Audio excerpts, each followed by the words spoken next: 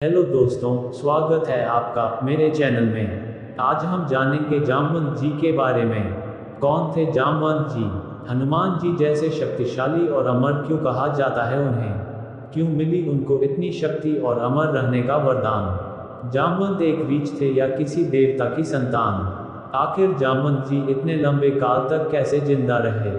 तो चलिए जानते हैं उनके बारे में। पुराणों के अध्ययन से पता चलता है कि वशिष्ठ, अत्रि, विश्वामित्र, दुर्वासा, अश्वत्थामा, राजा बलि, हनुमान, विभीषण, कृपाचार्य, परशुराम, मार्कंडेय ऋषि, वेद व्यास और जामवंत आदि कई ऋषि, मुनि और देवता सशरीर आज भी जीवित हैं। कहते हैं कि जामवंत जी बहुत ही विद्वान हैं। वेद उपनिषद उन्हें कंठस्थ हैं। वह निरंतर पढ़ाई करते थे और इस स्वाध्यायशीलता के कारण ही उन्होंने लंबा जीवन प्राप्त किया था।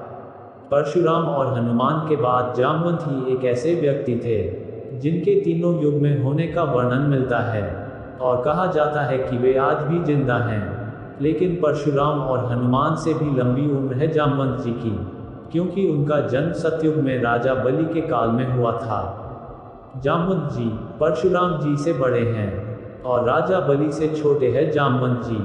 रामायण काल में हमारे देश में 3 प्रकार की संस्कृतियों का अस्तित्व था।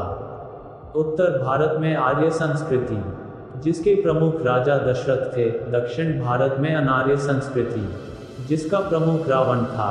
और तीसरी संस्कृति देश के मध्य भारत में आरण्यक संस्कृति जनजातीय और आदिवासी के रूप में अस्तित्व में थी, जिसके संरक्षक महर्षि अगस्त्य मुनि थे।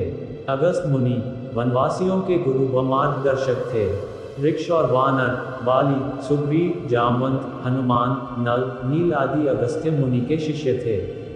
कहा जाता है कि जामवंत सतयुग और त्रेतायुग में भी थे और द्वापर में भी उनके होने का वर्णन मिलता है। जामवंत जी अग्निदेव के पुत्र है। प्राचीन काल में इंद्रपुत्र, सूर्यपुत्र, चंद्रपुत्र, पवनपुत्र, वरुणपुत्र, अग्निपुत्र आदि देवताओं के पुत्रों का अधिक वर्णन मिलता है।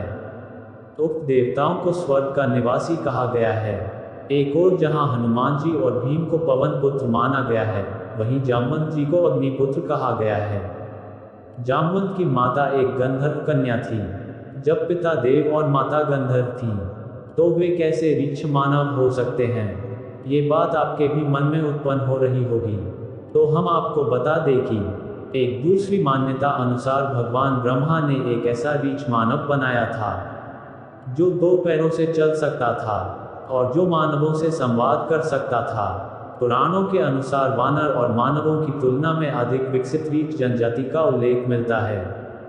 वानर और किनपुरुष के बीच की यह जनजाति अधिक विकसित थी।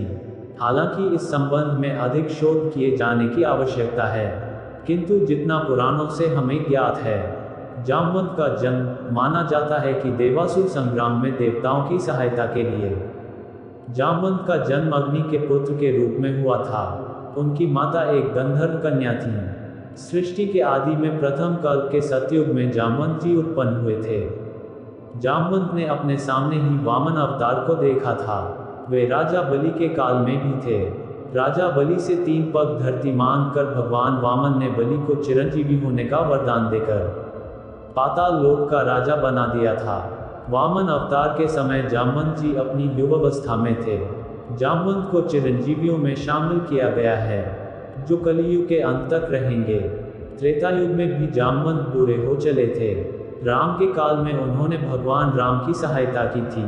कहते हैं कि जामवंत जी समुद्र को लांघने में सक्षम थे, लेकिन त्रेतायुग में वह बूढ़े हो चले थे। इसीलिए उन्होंने हनुमान जी से इसके लिए विनती की थी, आप ही समुद्र लांघिए। वाल्मीकि रामायण के युद्धकांड में जामवंत का नाम विशेष उल्लेखनीय है। जब हनुमान जी अपनी शक्ति को भूल जाते हैं, तो जामवंत जी ही उनको याद दिलाते हैं।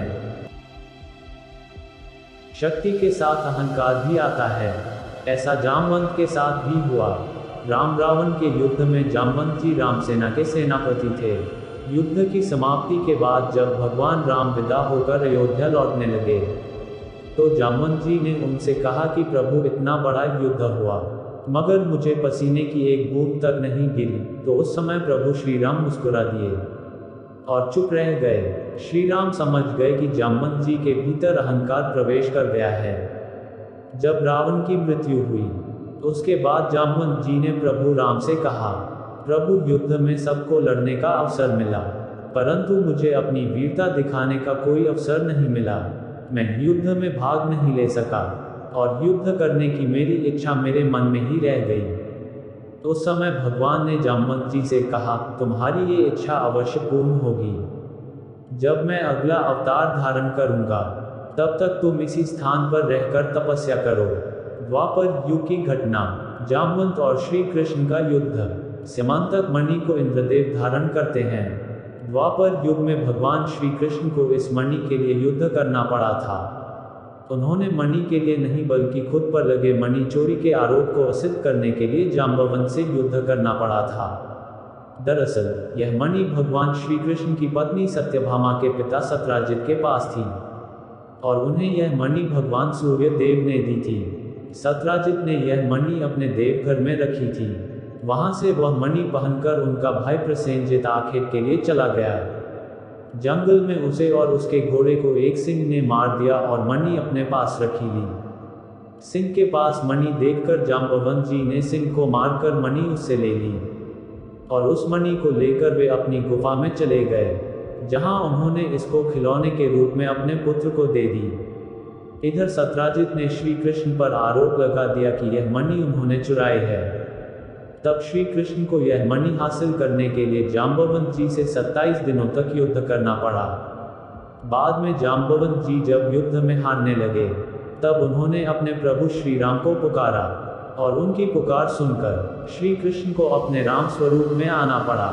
तब जाम्बवंत ने समर्पण कर अपनी भूल स्वीकारी और उन्होंने मणि भी दी और श्री कृष्ण से निवेदन किया कि आप मेरी पुत्री जाम्बवती से विवाह करें। जाम्बवती श्री कृष्ण का विवाह हो गया। जाम्बवती श्री कृष्ण के संयोग से महाप्रतापी पुत्र का जन्म हुआ, जिसका नाम सांब रखा गया। इस सांब के कारण ही श्री कृष्ण कुल का नाश हो गया था। श्री कृष्ण ने कहा कि कोई ब्रह्मचारी और संयमी व्यक्ति ही इस मणि को धरोहर के रूप में रखने का अधिकारी है।